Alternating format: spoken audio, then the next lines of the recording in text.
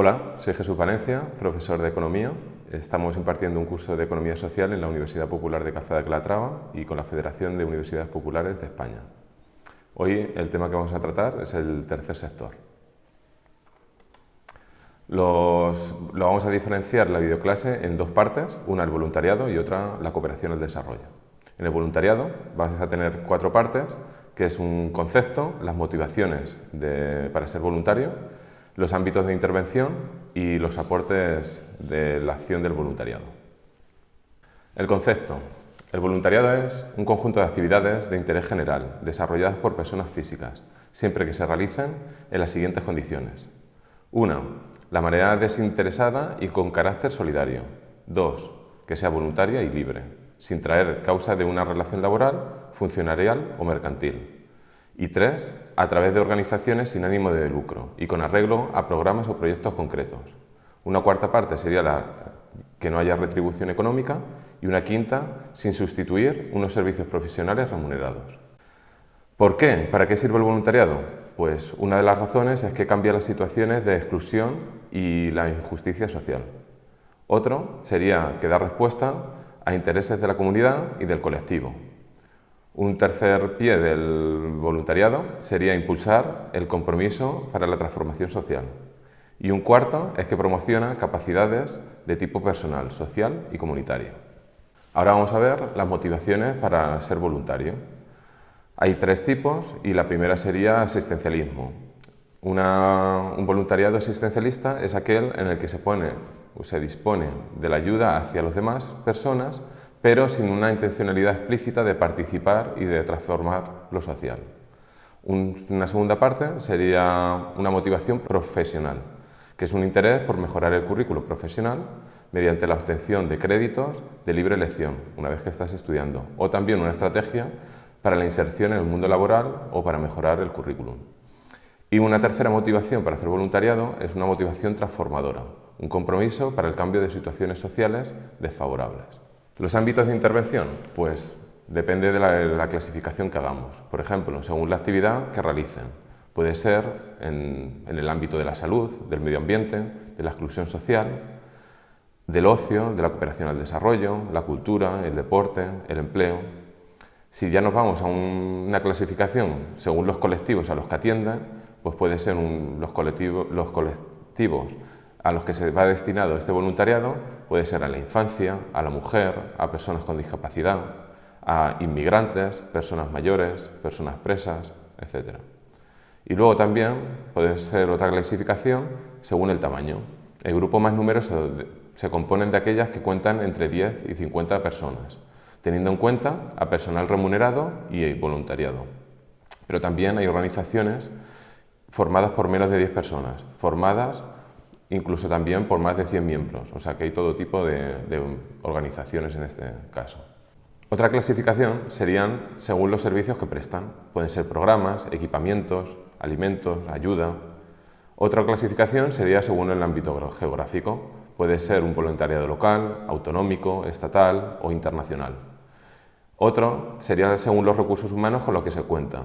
Entonces, dentro de una organización de voluntariado puede haber personas voluntarias, pero también va a haber personas asociadas, va a haber un personal remunerado o personas a las que va destinado esta ayuda. Una última clasificación sería según la relación de sus miembros. Voluntariado, profesionales, nivel de compromiso. Aproximadamente 25% de los voluntarios colabora con la organización de manera ocasional y solo algo más de un tercio de organizaciones cuentan con un voluntariado mayoritariamente estable. Ahora vamos a ver los aportes que da a la persona o a la comunidad el hacer voluntariado. El primer punto es el desarrollo personal.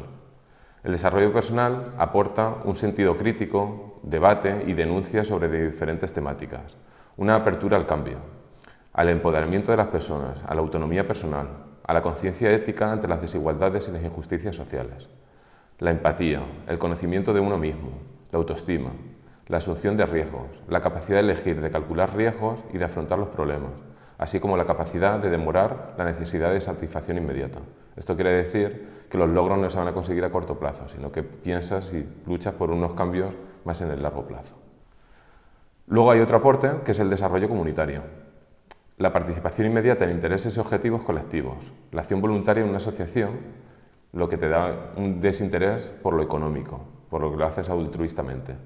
Los foros estructurados, la apertura al espacio público, unas redes sociales y movimientos sociales que se forman con el voluntariado.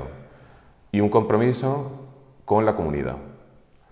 Todo esto hace que haya una apertura a la transformación, una cooperación mutua entre todos los agentes sociales y produce beneficios para la comunidad. Y ya finalmente, el tercer aporte del voluntariado sería el desarrollo social.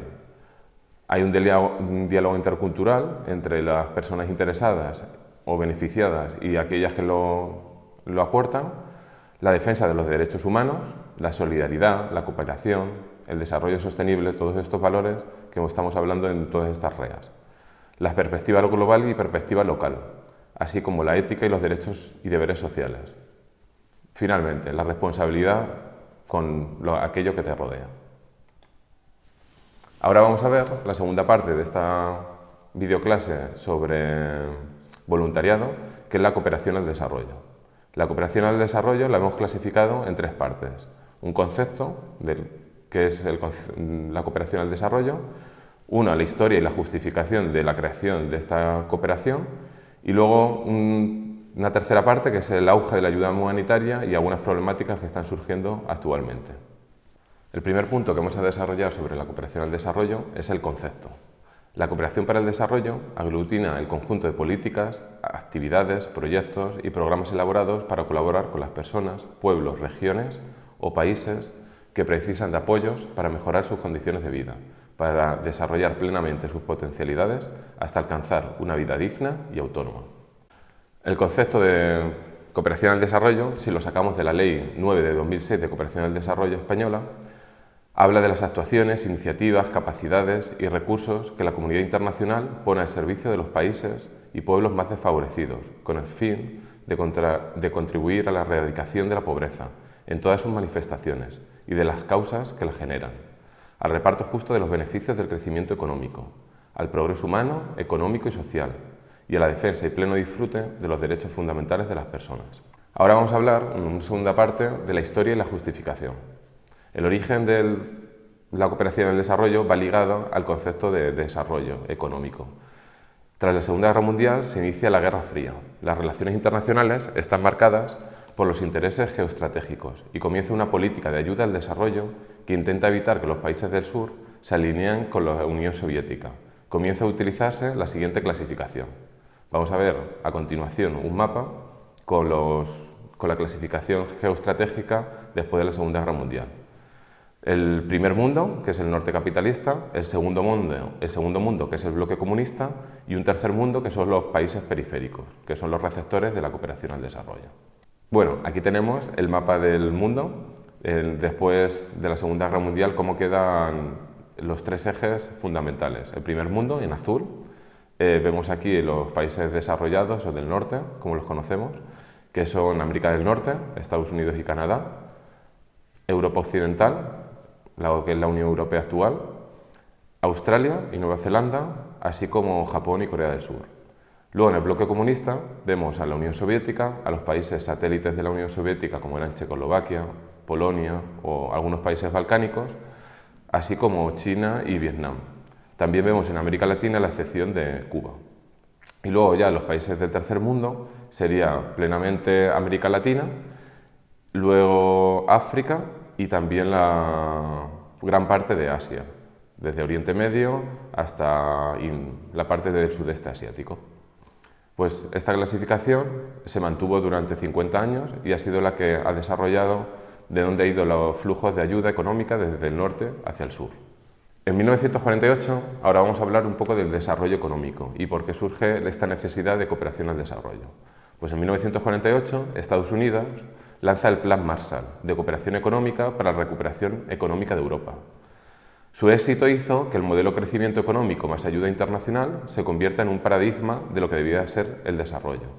Por lo tanto, este Plan Marshall fue un ejemplo que se tuvo en cuenta y se exportó a otros modelos de crecimiento económico.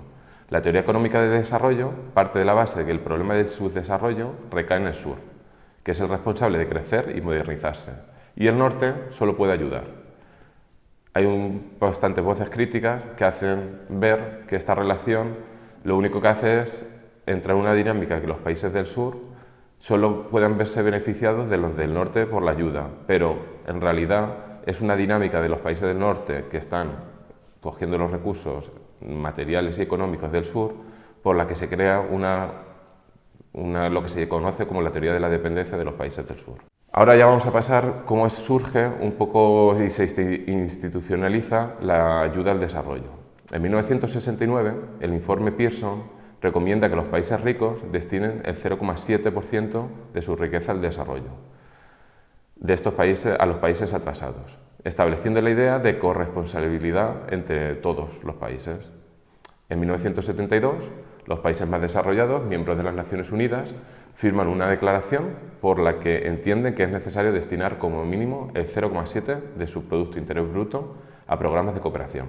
Como vamos a ver a continuación, este 0,7% raramente se ha alcanzado y solo ha sido alcanzado por un número muy pequeño de países. A continuación vamos a ver la relación que hay entre ayuda oficial al desarrollo y la renta nacional bruta. Aquí, como vemos, vemos que llega hasta un 0,7, que es la línea roja que divide la gráfica, y más allá del 0,7 solo hay 5 países. En otras clasificaciones meten también a un sexto país.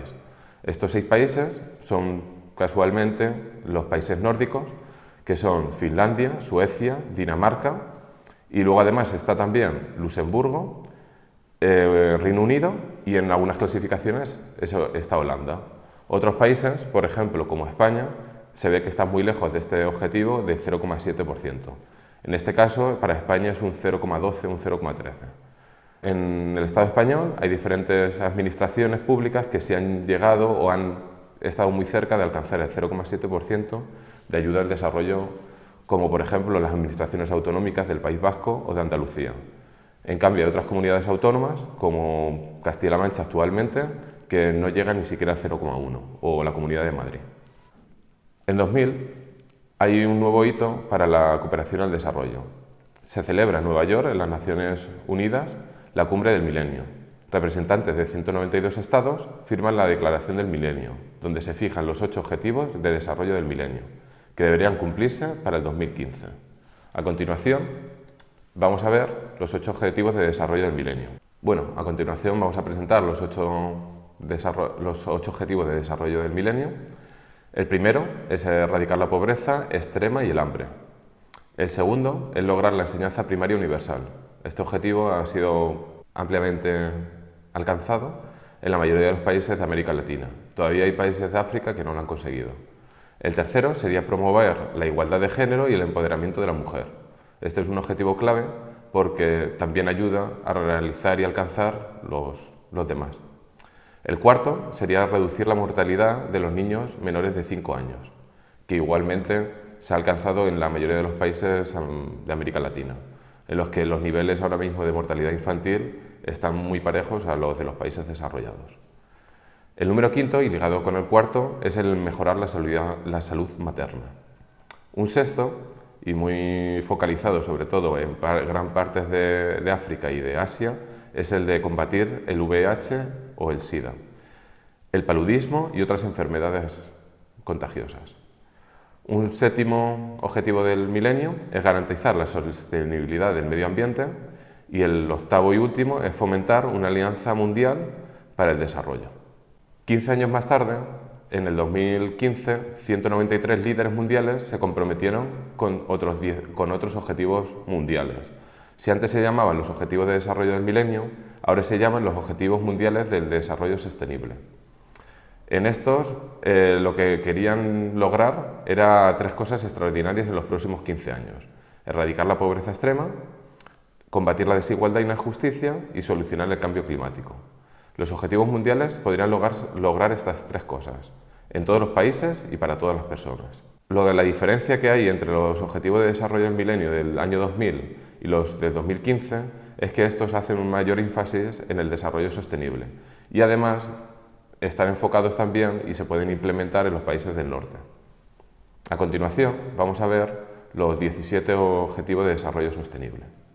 Son muy parecidos a los Objetivos del Desarrollo del Milenio y de hecho algunos tienen la misma nomenclatura. Por ejemplo, el primero es el fin de la pobreza, que estaba en común con el Objetivo de Desarrollo del Milenio. El segundo es hambre cero. El tercero, salud y bienestar, un poco genérico. El cuarto es una educación de calidad. El quinto sería la igualdad de género. El sexto sería agua limpia y saneamiento sobre todo para las ciudades. El séptimo sería una energía asequible y no contaminante, haciendo hincapié en una energía renovable.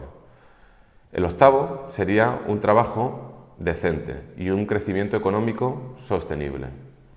El noveno sería una industria, la innovación y las infraestructuras, garantizar que lleguen infraestructuras en todos los lugares. El décimo sería la reducción de las desigualdades. En los últimos 30 años se ha demostrado que en la mayoría de los países del mundo, tanto los del norte como del sur, están aumentando las desigualdades, sobre todo dentro de los países, entre los más ricos y los más pobres. Entonces este objetivo está encaminado por ese lado. El objetivo número 11 son las ciudades y comunidades sostenibles. El número 12 sería la producción y el consumo responsable. El número 13 sería una acción por el clima. El número 14, la protección de la vida submarina. El número 15 sería la vida de los ecosistemas terrestres. El 16 sería la paz, la justicia y unas instituciones sólidas. Y el 17º sería la alianza para lograr todos estos objetivos. Como vemos, todos estos objetivos tienen el objetivo común de desarrollarse sosteniblemente en el tiempo y serán evaluados en el 2030. Igual que los de los Objetivos de Desarrollo del Milenio del 2000 fueron evaluados en el 2015 y se vieron que algunos países, la mayoría de América Latina, consiguieron tener buenos avances en su alcance. El tercer y último punto de la ayuda al desarrollo que vamos a ver es el auge de la ayuda humanitaria. En los últimos años ha habido un cambio de paradigma cómo se está canalizando la ayuda a los países del sur. La naturaleza de las emergencias ha cambiado en los últimos años. Las crisis que demandan ayuda humanitaria están menos relacionadas con desastres naturales y se producen cada vez más en torno a conflictos bélicos abiertos o a situaciones de extrema inestabilidad. Las agencias de la ONU de emergencia han adquirido mayor protagonismo en la canalización de recursos en detrimento de las del desarrollo. El aumento de la ayuda de emergencia ha evidenciado una serie de problemas. El primero sería la militarización de la ayuda.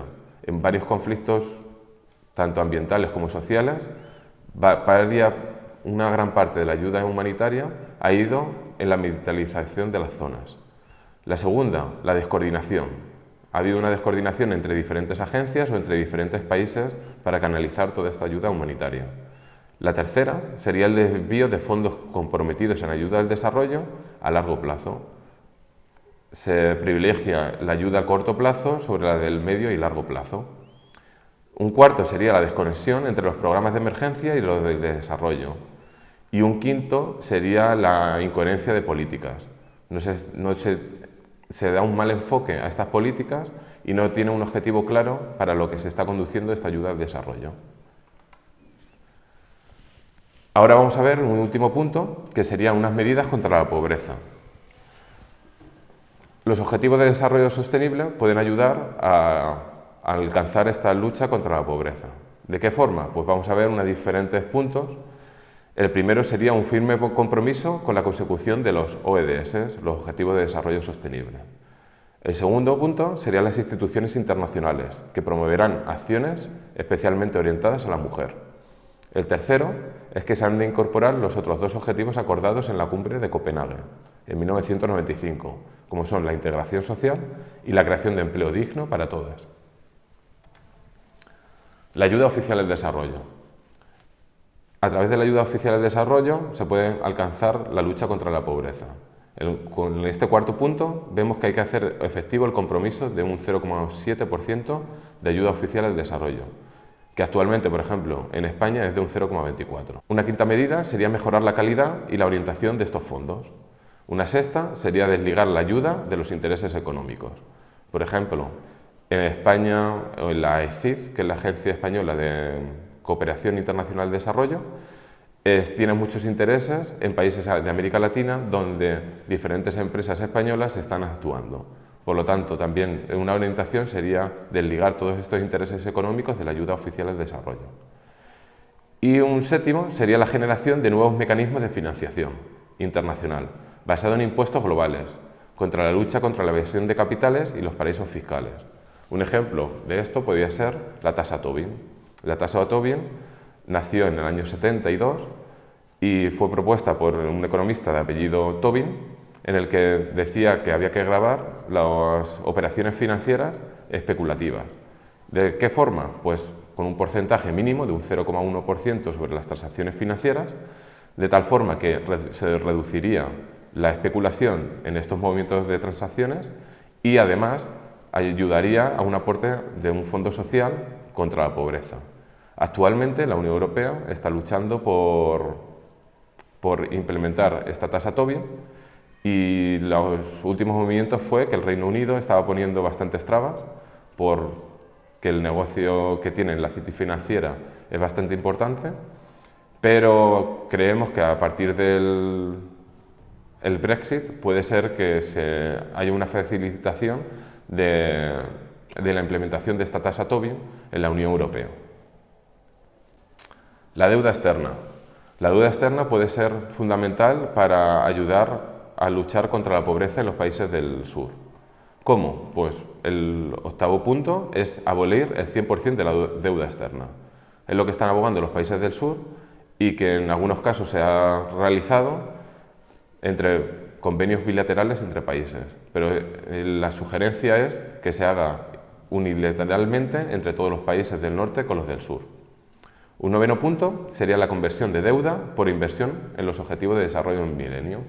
¿Cómo se llevaría a cabo? Pues toda esta deuda que tienen comprometidos los países del sur con los del norte se condonaría o se perdonaría, pero a cambio de que toda esa cantidad de dinero se invierta en infraestructuras o en programas que ayuden a alcanzar los objetivos de desarrollo del milenio.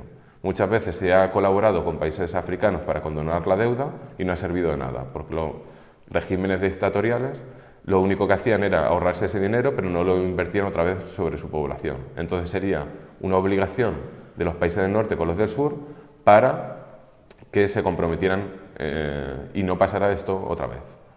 Un décimo punto sería que debería centrarse en la deuda legítima. Hay un movimiento para luchar contra la deuda ilegítima y que esta deuda ilegítima no se reconozca por los países del sur. Y entonces solo se pague la deuda legítima. Un undécimo punto serían las deudas ilegítimas que deben ser canceladas. Este proceso empezó en 1898 en Estados Unidos, en Cuba. Después de haber ganado la guerra contra España, declaró que una parte de la deuda era odiosa o ilegítima y que no le iba a pagar. Ahora hay movimientos que están luchando o abogando por una cancelación de la deuda, por ejemplo en Grecia. Y sobre todo una deuda ilegítima. Ya ha habido quitas en Grecia, pero lo que quieren hacer es unas quitas mucho mayores.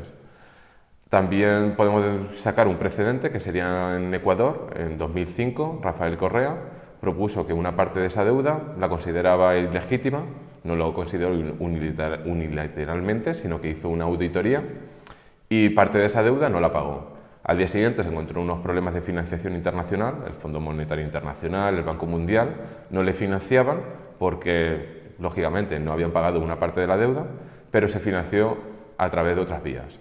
Por lo tanto, puede ser una salida a los países del sur, no pagar la deuda. Y el punto 12 dice que el reconocimiento de la deuda ecológica adquirida con los países empobrecidos. Es algo que todavía no se plantea porque los grandes perjudicados serían los países del norte, que son los que toman las decisiones importantes en las Naciones Unidas, pero sería reconocer todos los recursos esquilmados en los países del sur durante los últimos 2 siglos. Vamos a ver las otras medidas contra la pobreza que están ligadas a la justicia en el comercio internacional. Van muy ligadas a lo que hemos hablado en otro videoclase, que es el comercio justo. En el número 13 están las reglas justas que garantizan un reparto justo y equitativo de sus beneficios. En el número 14 sería excluir los servicios públicos del AGCS, el Acuerdo General de Comercio de Servicios. En el número 15 sería no aplicar a países empobrecidos el ADPIC, que es el Acuerdo de Derechos de Propiedad Intelectual. Actualmente hay este convenio y todos los países lo cumplen, pero aquí lo que se intenta es privilegiar, facilitándole a los países del sur su desarrollo tecnológico, entonces facilitando que no tengan que pagar las grandes patentes que hay en los países del norte. El número 16 sería eliminar las subvenciones de los países ricos a exportaciones por debajo del coste local. Actualmente, la mayoría de los países del mundo, salvo Rusia y algunos países de esa órbita soviética, están en la Organización Mundial del Comercio.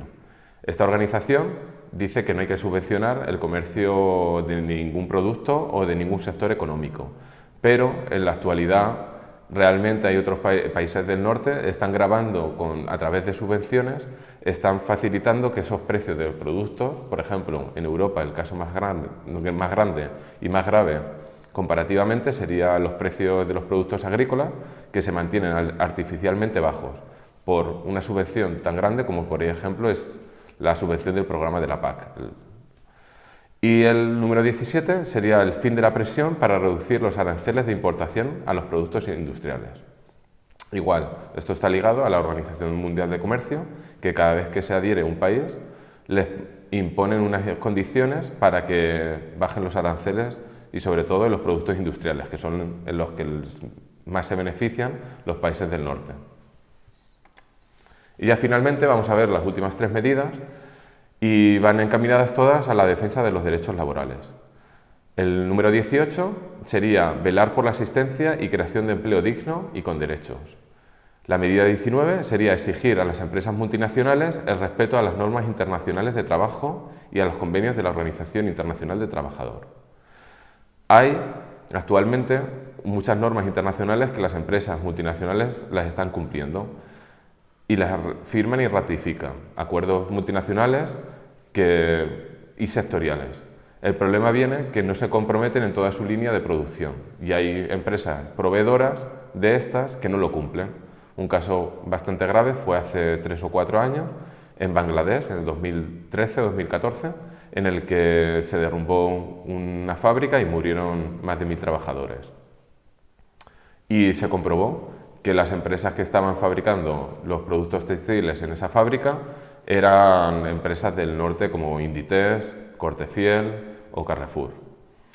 El número 20 y la última medida sería introducir el respeto de los principios y derechos fundamentales del trabajo, que es un acuerdo del 1998 de la Organización Internacional de los Trabajadores y son acuerdos sobre la liberación de comercio.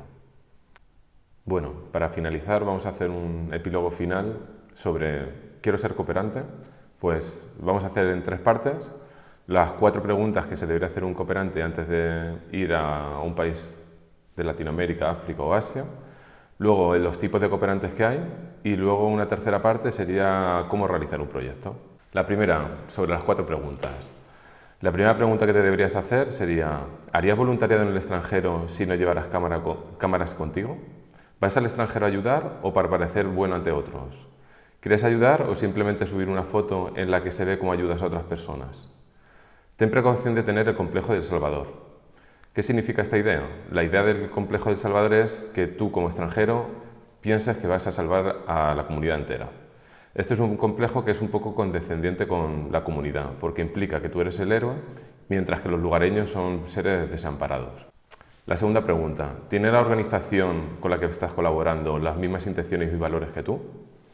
Si tú quieres hacer algo bueno en el mundo, tú deberías apoyar una organización que sea ética y que tenga los mismos valores que tienes tú.